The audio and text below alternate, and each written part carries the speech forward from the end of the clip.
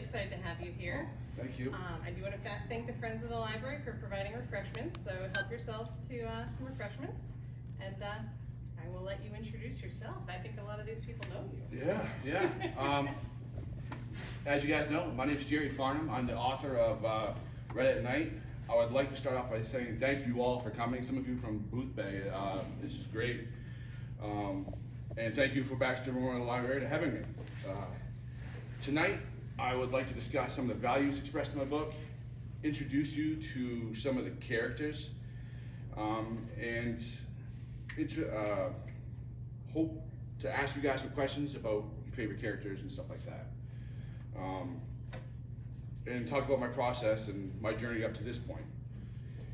This book is dedicated to all those who were told they couldn't, shouldn't, or wouldn't. I had people in my life call me stupid. Teachers call me stupid. I had people that said I wouldn't, teachers that said I wouldn't get anywhere. But yet here I am with my book before your eyes. Don't listen to the naysayers. Be brave, step up, be the person in the arena. I'm gonna read my favorite quote by Theodore Roosevelt. It is not the critic who counts, not the man who points out how the strong man stumbles or where the doer of deeds could have done them better. The credit belongs to the man in the arena, whose face is marred by dust and sweat and blood, who strives valiantly, who errs, who comes up short again and again, because there is no effort without error and shortcoming.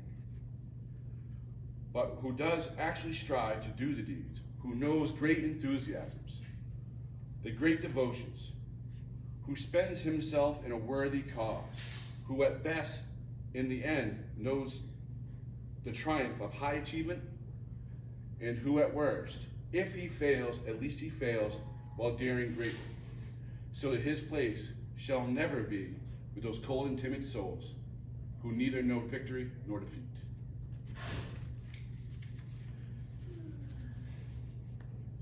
So I started writing Read at Night October of 2016. I had met the person who I would use for my bad guy, Tommy McIntyre, and I was like, yep, we're ready to do it. We're ready to do this.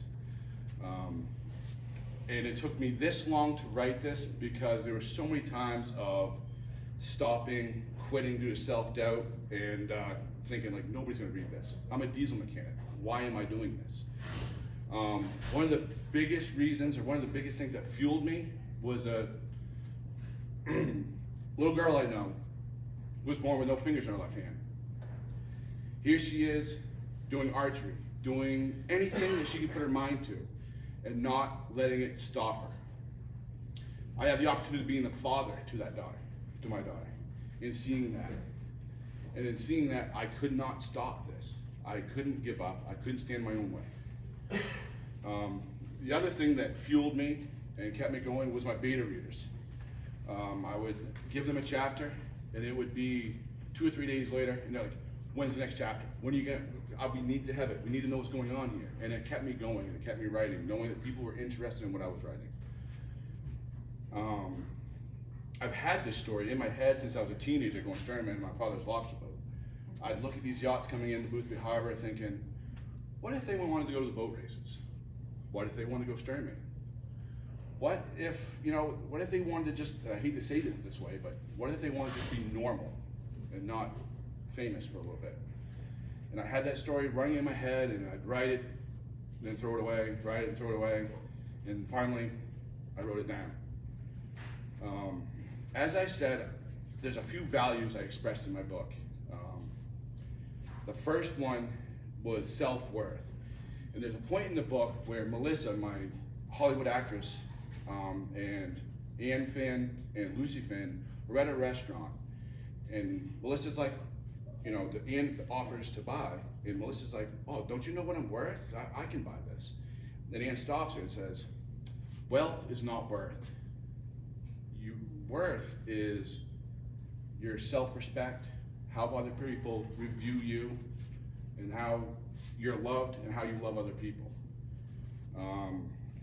another tagline I kind of stole from the very first Spider-Man movie was, with great power comes great responsibility.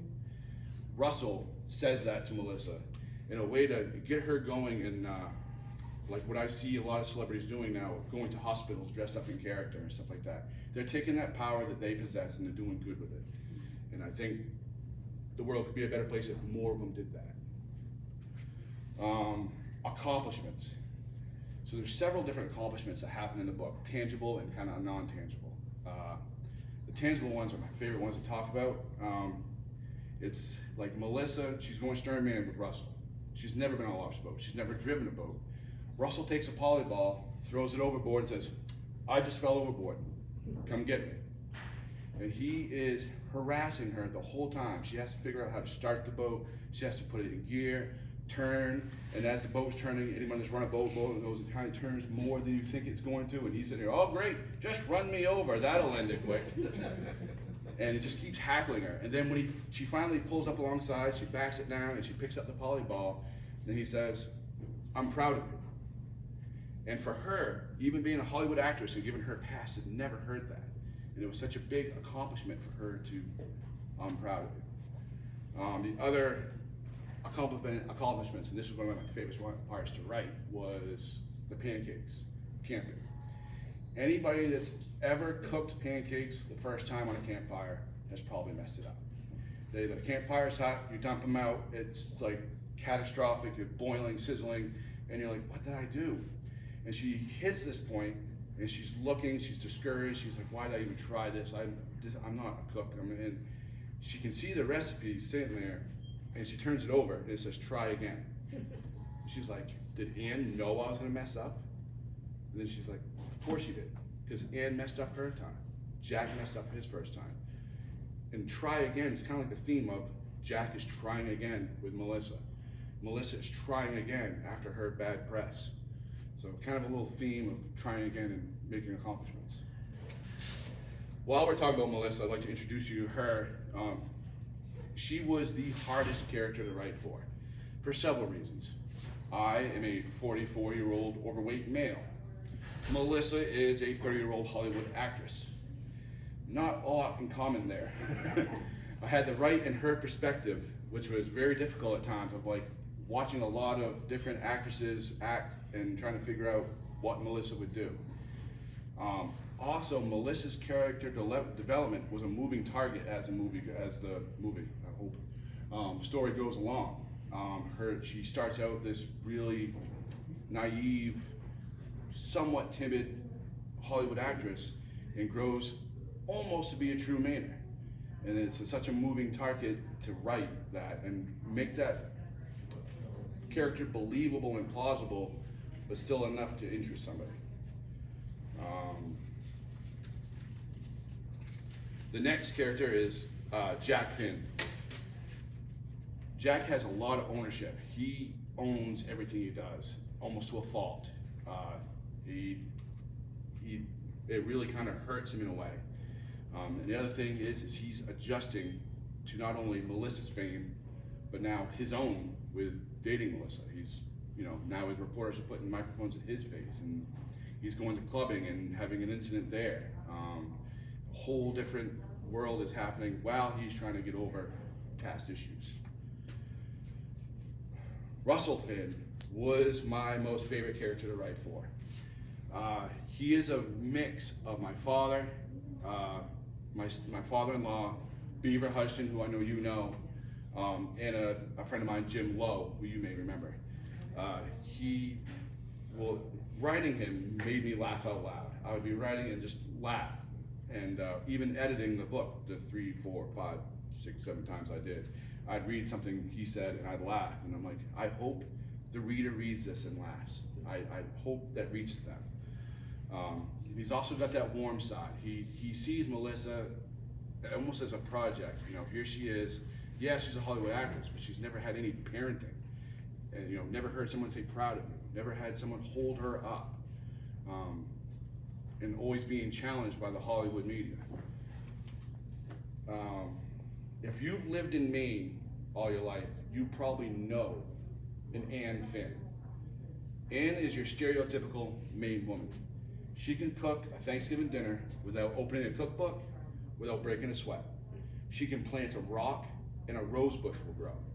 It's just that Maine woman that, again, if you've grown up here, you know of Anne Finn or two or three. The last character I'd like to talk about is Tommy McIntyre. He is one of the bad guys in my book. And Tommy,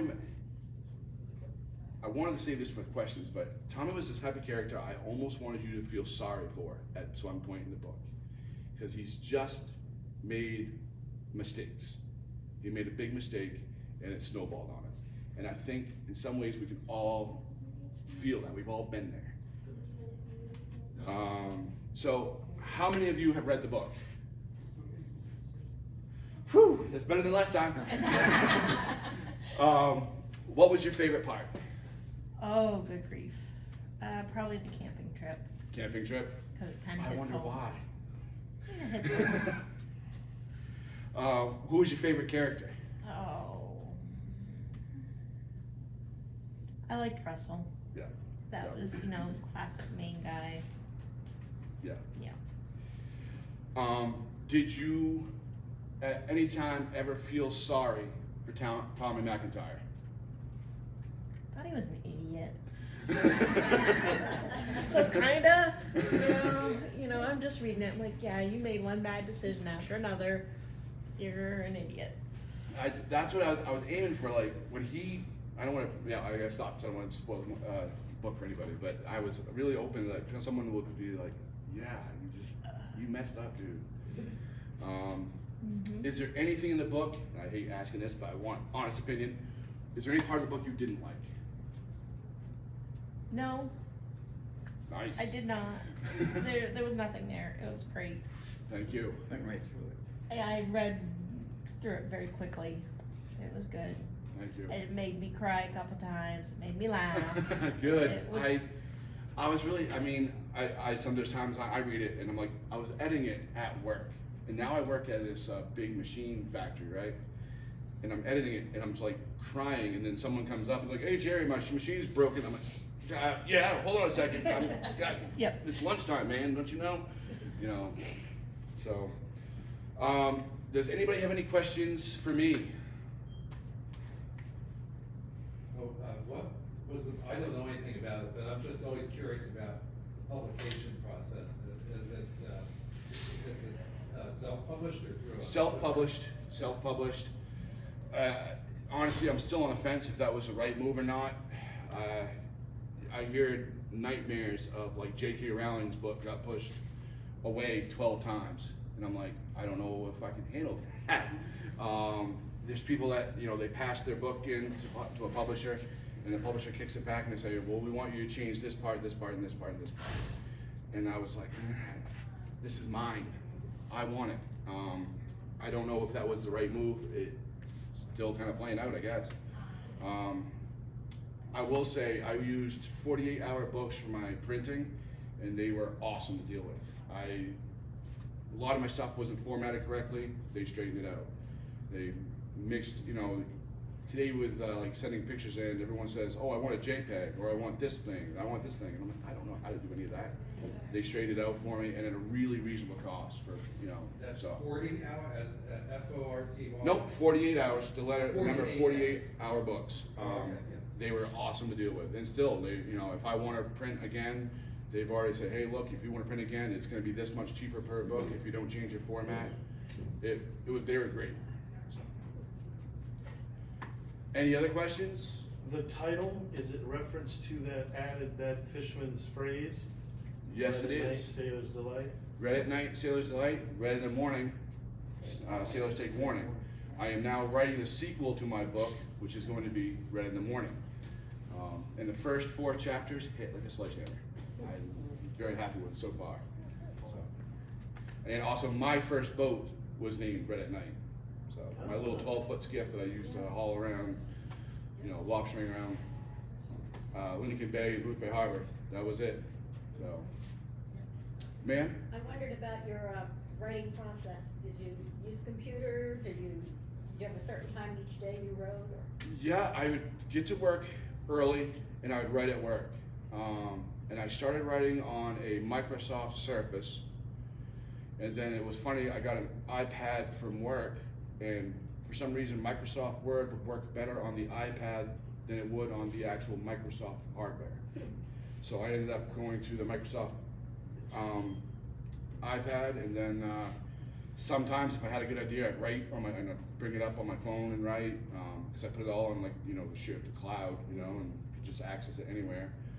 And then any borrowing laptops from work and writing on that, anything I could do, and just wrote it. One difference I've seen myself do between this book and writing my next is the first book, I'd been thinking about it for so long, I didn't have an outline, I just wrote. And if I didn't like what I was writing, I got a really good piece of advice from a friend of mine saying, if you're writing, and I hate to say this, but this was his exact words, he goes, if you're writing vomit, keep writing vomit. You can always go back and change it. You just keep going. And that was actually the best piece of advice I had, is when I would get to that point where I was writing and I'm like not liking it, I would stop. And I'd come back to it 30 days later and I'm like, what was this character's name again? What was he doing? So by keeping that momentum, and I found when I edited, I could use some of that and move it around and make it work. On the second book, I've been like, anytime I get an idea, I write it down in an outline. And I'm kind of following the outline, but I'm not letting it be my boss. I'm changing things around, moving it. So, one interesting thing about the first book is there's a few times I would write chapters and then throw it away. For those that read it, there's a point where Russell goes to a gravestone, he's talking to a grave. And I was almost had the person he was talking to come back to, you know, as a ghost and help coach Melissa in helping her win Jack. And I was like, nah. I think I got 2 or 3 chapters deep into that, and I was like, no, I don't like it. There was a point where I'm in that book. My character is Michael Williams. He's more my, lack of a better phrase, jerk side. And I actually killed myself off in the first draft. I'm sitting there, my wife made me remember that I'm sitting here writing the book, writing my death, picturing my daughter walking down the aisle and all this, and I'm just like crying while I'm writing, and I'm like, no, I can't do this, I can't. So I ended up throwing away that whole chapter. So, any more questions? Eric? Any idea how many people have read it online so far? Online, 30 or 40, somewhere in there. I sent 60 books to Sherman's. They've sold 10. I'm hoping to gain some traction. I sold probably 10 at work to various people. I donated 1 book here. There's 2 little libraries in town I donated to. So I've heard some good things. Family, friend, just lives down the road, texted my wife saying, you know, that she loved the character development and the story development. So it was great to hear that. So I think it'll gain more momentum. I'm navigating putting it on Amazon right now, which I really don't like because the profit margin is zip. But again, I didn't do this for money, so. I can get you a lot of eyes, so. But yeah, it'll give me a lot of publicity, so maybe we'll see how it goes. Any other questions out there? You, sir. Are you allowed to donate a book to every place? What? I can donate as many books as I want to. Okay. Just popped into my head, but have you thought about presenting this sometime during Fisherman's Festival? No, but my book signing next week is during Windjammer Days. Oh, there isn't? No, there's no more. Yeah, they did away with Fisherman's Festival, which would have been a great sales venue. No kidding. I mean, and boat races were last weekend, but I was like, I don't think that's a good, you know, it wouldn't work. But we'll see how it goes. If I can, you know, how many books I have, I can go to different venues and sell. I might do craft fairs. I've got plenty of options. Any other questions? Well, again, thank you guys for coming. I appreciate it. My books are here. for sale, $15 each. They're also on my website, dieseljerry.com. I'm navigating Amazon right now, and they're at Sherman's bookstores in Freeport, Boothbay Harbor, and there's 2 other locations that I don't remember. Well, we're hoping to get you here in Gorham. at the Oh book yes, fair. Bookworm is trying to, maybe selling here at the Bookworm. Did you try Bean? LL Beans? Yeah, they. I did not. I hate, Sherman's kind of scared me. Mhm. Basically, it's cost $12 a book to print. Sherman's is selling it for $14.95. They take 40%.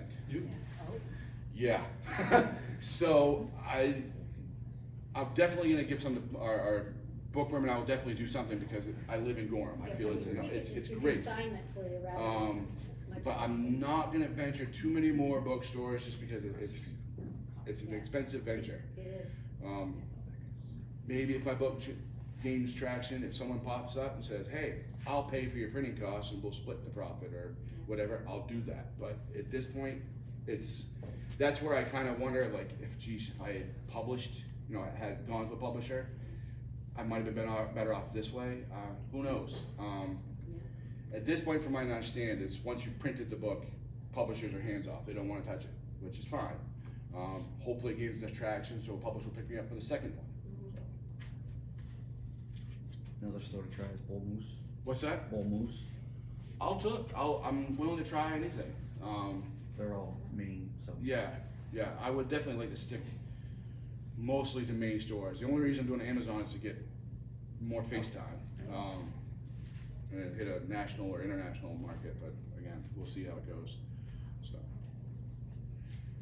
What about, Maine campuses, I haven't looked into that. universities? That would be a popular Maine author, every campus has a Maine author section. Yeah, and we'll see. I'm learning more as I go. I mean, I went into this, like I said, a marine diesel mechanic that was writing a book, so there's a lot of this I'm learning on the fly. Right. I've had, in my acknowledgements, there's a friend of mine, Andy Roberts, has been helping me with some of this, pushed me a little, working with him. So we're getting there. We'll see what happens. So. Well, there is something called Maine Authors Publishing. There's also Maine Writers and Publishers, but that's a separate. Yeah.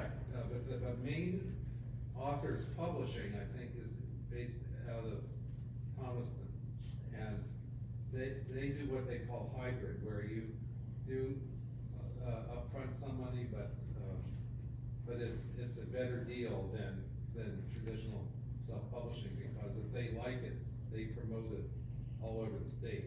Oh, that's, And as well as in, I think they're in just Maine and New Hampshire, so they would promote it over there too. So, They send out a lot of advertising now. They do. yes, Yeah, yes. So among these hybrids, they're considered one of the better ones. and what's that name again? Maine, I think it's Maine Authors Publishing. I'll look into it. But if you, And I've got it at home, and I could look it up now, actually, while you're here. If I have a cookie, I'll look it up on my iPhone. while we're- Yeah. while we're meeting. I'm looking it up, John. Oh, okay. Any other questions? Again, thank you guys for coming. I appreciate it, especially coming from Boothbay Harbor. I know that's a trek. And thank you all for your support. Appreciate it. Thank you.